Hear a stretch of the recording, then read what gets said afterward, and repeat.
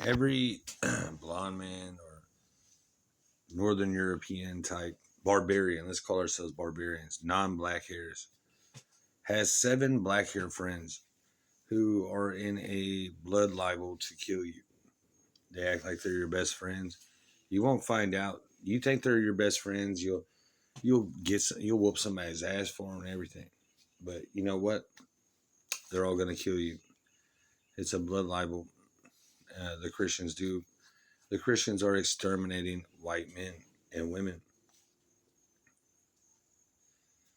The Christian global population is like 3 billion, which has doubled in its size in the last 100 years. And guess what? The white, the barbarian, so to speak, population has dropped by 95%. We've had a 95% population loss, while Christianity has doubled. So therefore, Christianity was never a white religion. Let's look at some of the things that is the Christian cult has done to white people. Number one, it denies Pizzagate's existence. It terrorizes the victims of Pizzagate. Uh, it denies white genocide, barbarian genocide, Native European genocide. I have to dumb things down because people can't figure it out. People that have blonde hair or light skinned or pale or light colored hair,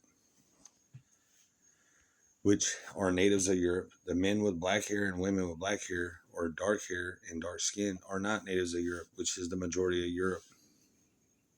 Jesus in the Bible said that they have scattered the enemies, the Esau, the red haired people, kicked them out of Europe and scattered them to the world and made them slaves.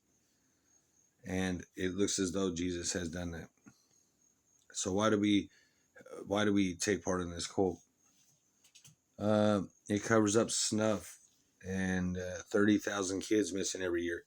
Instead of white men talking about all the missing white kids, they're too busy talking about Noah's Ark and Jesus's reindeer. But anyways, another thing Jesus does, he bans all native European culture and books after he steals them and plagiarizes them. And then he calls you a pagan or a Satanist if you disagree with that. But anyways, replaced European nations with black-haired Christians. So yeah, we already went on that. 90% of Europe is black-haired people. 90% of America is black-haired people. They did the same thing to Native Americans. Let's see, caused all white women, all Native European women to hate white men and to look at us as abusers and child molesters and evil men, which we are becoming that way, by the way, from all the ritualistic abuse from Christian black hair men. But anyways,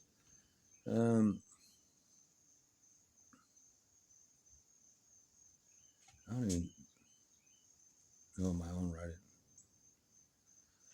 Castrated by force, millions of white men, mainly alpha males and intellectuals and artists, depopulated our elite class and replaced it with black hair men.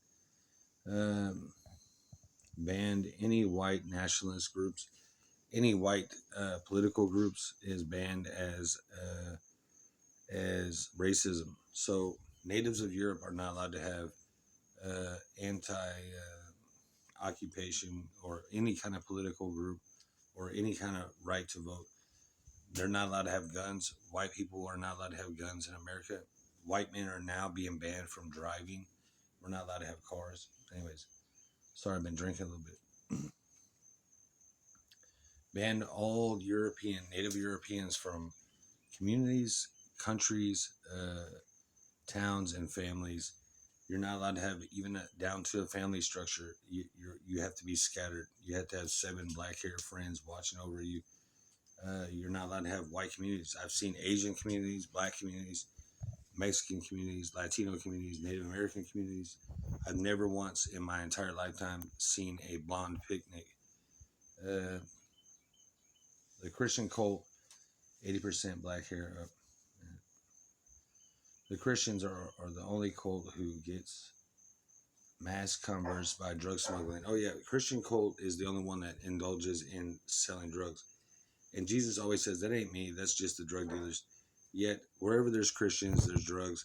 And wherever there's drugs, there's child porn and child trafficking. To get those drugs, addicts rent out their kids to get drugs to Jews.